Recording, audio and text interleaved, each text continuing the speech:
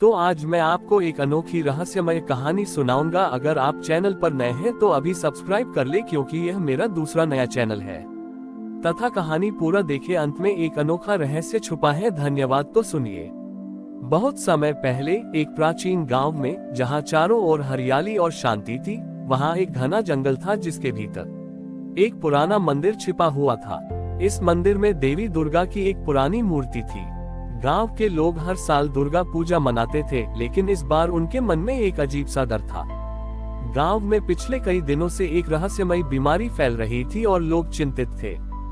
गांव का मुखिया, जिसका नाम राघव था, बहुत ही धार्मिक और दयालु व्यक्ति था। उसने सोचा कि शायद देवी उनसे किसी बात पर नाराज है। उसने गांव के कुछ लोगों को इकट्ठा किया और कहा, हम देवी को प्रसन्न करेंगे। हम 9 दिनों तक उनकी पूजा करेंगे और हर दिन उनके एक नए रूप की स्तुति करेंगे। पहले दिन उन्होंने शैलपुत्री की पूजा की। सभी गांव वाले मंदिर में इकट्ठा हुए और पूरी श्रद्धा से देवी के पहले रूप की आराधना की। जैसे ही उन्होंने पूजा शुरू की, ठंडी हवा चलने लगी और लोगों को थोड़ा सुकून मिला।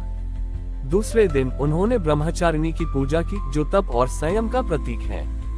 लोगों ने देवी से प्रार्थना की कि वे उन्हें इस संकट से बाहर निकाले। तीसरे दिन चंद्रघंटा की पूजा हुई, जिनके माथे पर अर्धचंद्र है। गांव में धीरे धीरे आशा की किरण जगने लगी। कुछ बीमार लोग स्वस्थ होने लगे थे। चौथे दिन कुष्मांडा की पूजा की गई, जिन्होंने अपनी मुस्कान से ब्रह्मांड को उत्पन्न किया। गांव के लोगों के चेहरे पर भी मुस्कान वापस आने लगी थी। पांचवें दिन स्कंद माता की पूजा हुई, जो मातृत्व और प्रेम का प्रतीक है। गांव की औरतें अपने बच्चों को लेकर मंदिर आईं और देवी से उनके लिए आशीर्वाद मांगा। छठे दिन कात्यायनी की पूजा हुई, जो बुराई का नाश करने वाली है। गांव वालों ने महसूस किया कि उनके अंदर एक नई ऊर्जा और साहस आ गया है। सातवें दिन कालरात्रि की पूजा हुई, जो अंधकार का नाश करती है। उस रात गांव में कोई बीमार नहीं हुआ। सभी लोग स्वस्थ महसूस कर रहे थे। आठवें दिन महागौरी की पूजा हुई, जो शुद्धता और शांति का प्रतीक है। गांव में पूरी तरह से शांति छा गई थी और सभी बीमार लोग ठीक हो चुके थे। अंत में 9वें दिन उन्होंने सिद्धिदात्री की पूजा की, जो सभी सिद्धियां प्रदान करती हैं। पूजा समाप्त होने पर राघव ने मंदिर के द्वार पर आकर देखा। वहां एक अद्भुत प्रकाश फैल रहा था और हवा में फूलों की सुगंध थी। गांव के लोगों के चेहरे पर खुशी और संतोष था। राघव ने कहा, ये देवी की कृपा है। उन्होंने हमें दिखाया कि भक्ति, विश्वास और एकता से हर मुश्किल का सामना किया जा सकता है। गांव में उस साल की दुर्गा पूजा एक अविस्मरणीय पर्व बन गई, जिसने न केवल बीमारी को दूर किया, बल्कि लोगों के दिलों में भी एक नई आशा और विश्वास भर दिया। राघव और गांव के लोग दुर्गा पूजा के बाद खुशी से अपने अपने काम में लग गए।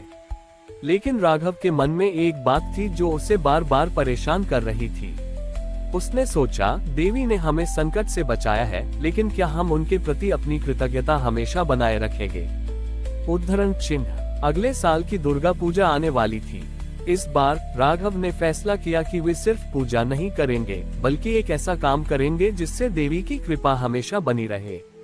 उसने गांव के बुजुर्गों और युवाओं को इकट्ठा किया और कहा, इस साल हम देवी की सेवा का संकल्प लेंगे। जिस तरह देवी ने हमें स्वास्थ्य दिया, उसी तरह हम भी अपने गांव को स्वस्थ और स्वच्छ बनाएंगे। गांव वालों ने राघव की बात मानी। सबने मिलकर गांव की नालियों को साफ किया, कचरा हटाया और पूरे गांव में पेड़ लगाए। महिलाएं गांव के बच्चों को साफ सफाई के महत्व के बारे में सिखाने लगी। गांव के युवा दिन रात मेहनत करके मंदिर के चारों ओर एक सुंदर बगीचा बनाने लगे। समय तरह तरह के फूल और औषधीय पौधे लगाए गए। दुर्गा पूजा का समय आया। इस बार पूजा की भव्यता और उत्साह पहले से कहीं अधिक था। लोग अपने हाथ से बनाए हुए फूलों और पौधों से देवी की मूर्ति को सजा रहे थे। जब 9वें दिन की पूजा समाप्त हुई और राघव ने आंखें खोली, तो उसने देखा कि देवी की मूर्ति पहले से कहीं अधिक चमक रही थी। ऐसा लगा जैसे देवी उनकी निस्वार्थ सेवा से बहुत प्रसन्न है। गांव में चारों ओर एक सकारात्मक ऊर्जा का संचार हो रहा था। लोग एक दूसरे की मदद कर रहे थे और गांव में आपसी भाईचारा बढ़ गया था। राघव समझ गया था कि सच्ची पूजा सिर्फ प्रार्थना या अनुष्ठान नहीं है, बल्कि वह कर्म है जो दूसरों के लिए किया जाता है। उस साल की दुर्गा पूजा ने गांव के लोगों को ये सिखा दिया कि देवी की कृपा तभी मिलती है जब हम अपने जीवन को भी पवित्र और निस्वार्थ सेवा से भरते हैं। राघव की पहल ने गांव में एक नई चेतना भर दी थी। अगले कुछ सालों तक गांव की हर दुर्गा पूजा एक उत्सव से कहीं बढ़कर थी। हर साल लोग एक नया संकल्प लेते थे, कभी शिक्षा को बढ़ावा देने का, कभी गांव के बच्चों को खेल सिखाने का और कभी कभी गांव की महिलाओं के लिए छोटे छोटे व्यवसाय शुरू करने का। एक बार गांव में भारी बारिश के कारण गांव की मुख्य नदी में बाढ़ आ गई। सारे खेत पानी में डूब गए।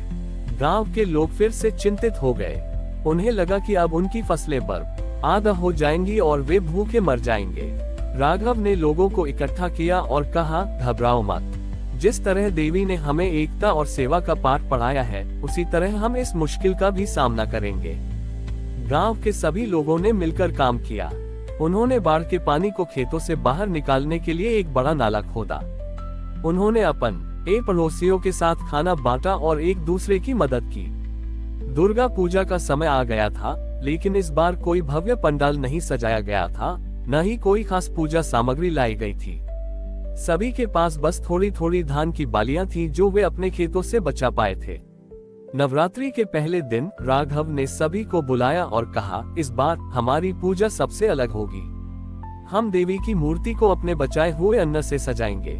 लोगों ने अपने बचाए हुए अन्न से एक सुंदर रंगोली बनाई और उस पर देवी की एक छोटी सी मूर्ति स्थापित की। वे दिन रात काम करते रहे और साथ ही देवी के मंत्रों का जाप करते रहे।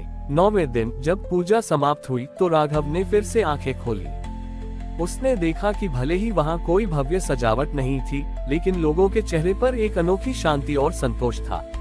उन्होंने समझ लिया था कि असली धन दौलत या भौतिक सुख में नहीं, बल्कि एकता, सहयोग और निस्वार्थ सेवा में है। उस साल की दुर्गा पूजा ने वालों को सिखा दिया कि सच्ची भक्ति मुश्किल समय में भी बनी रहती है और यही भक्ति हमें किसी भी आपदा से लड़ने की ताकत देती है। हमारी और भी आध्यात्मिक एवं अनोखी कहानियां देखने के लिए हमारे चैनल पर जाएं तथा धार्मिक एवं पौराणिक अनोखी कहानियां हमारे चैनल पर है। कृपया जाके देखें तथा हमारे चैनल को सब्सक्राइब करके रखें और वीडियो लाइक जरूर करें। धन्यवाद।